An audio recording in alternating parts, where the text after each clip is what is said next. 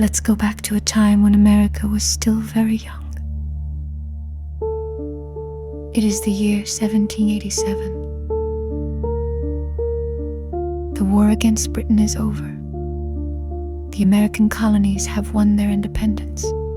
There are now 13 free states, 13 new pieces of a new country. But freedom, as wonderful as it is, also brings a problem. How do you bring so many different people with different ideas and ways of life together under one government? They tried something once before. It was called the Articles of Confederation, but the articles were too weak. There was no president, no national court. States could ignore the government, print their own money, even make their own trade deals. The system didn't hold together. Arguments grew louder, and the leaders of the new nation began to worry. What was the point of winning independence if it would all fall apart? So they planned a new meeting, a meeting in the city of Philadelphia. They called it the Constitutional Convention. 55 men gathered from across the states.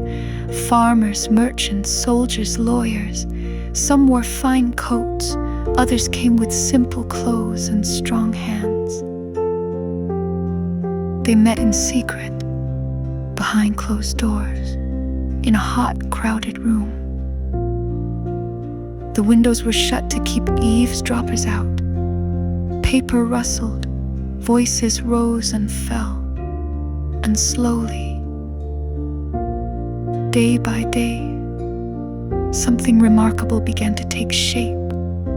At the front of the room stood a tall, silent man, George Washington. The war hero, the leader everyone respected. Though he said little, his presence held the group together. Another key voice was James Madison. He was quiet and small, but sharp as a pin. He took careful notes, asked smart questions. People would later call him the father of the Constitution. The men didn't agree on everything. Big states wanted more power. Small states wanted equal votes. Some feared a strong central government. Others feared chaos without one. And then there was slavery, the hardest, most painful subject. Some states wanted to keep it, others wanted it gone. There was no true agreement, only compromise. So the Constitution allowed it to continue, a dark decision that would divide the country for decades. Still, even through these disagreements, they made progress. They decided there would be 3 branches of government. The legislative branch, Congress, to make the laws. The executive branch, the president, to carry out the laws. The judicial branch, the courts, to explain and judge the laws. Each branch would check the others. No king, no dictator, just balance. They also made sure the people would have a voice. Citizens could vote, and their representatives would write the laws. On September 17, 1787, after months of hard work, they finished writing the United States Constitution. 39 men signed it, and then they waited. Before it could become law, the states had to agree. Some people loved the new plan, others were scared. Would it take away too many freedoms?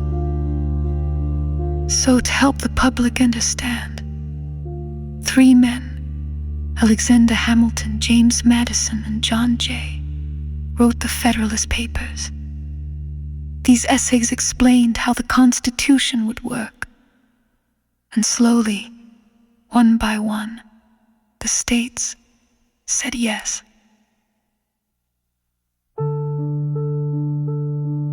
In 1789, the Constitution became the supreme law of the land, and George Washington became the first president. But many people still wanted something more, a promise, a list of rights.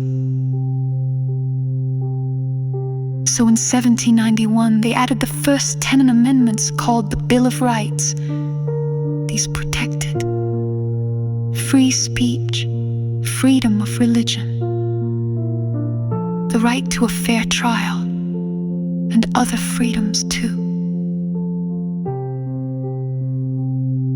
Since then, the Constitution has grown and changed. It has been tested in war and peace. It has been amended over 25 times, but it still stands a living promise. Not just words on paper, but a foundation for how a country can live together, argue, vote, disagree, and still stay united. So as you rest tonight, remember, the people who wrote the Constitution weren't perfect. They didn't always agree, but they believed in something bigger than themselves. They believed that words and ideas written with care could shape a nation. And they were right. The Constitution still shapes us today.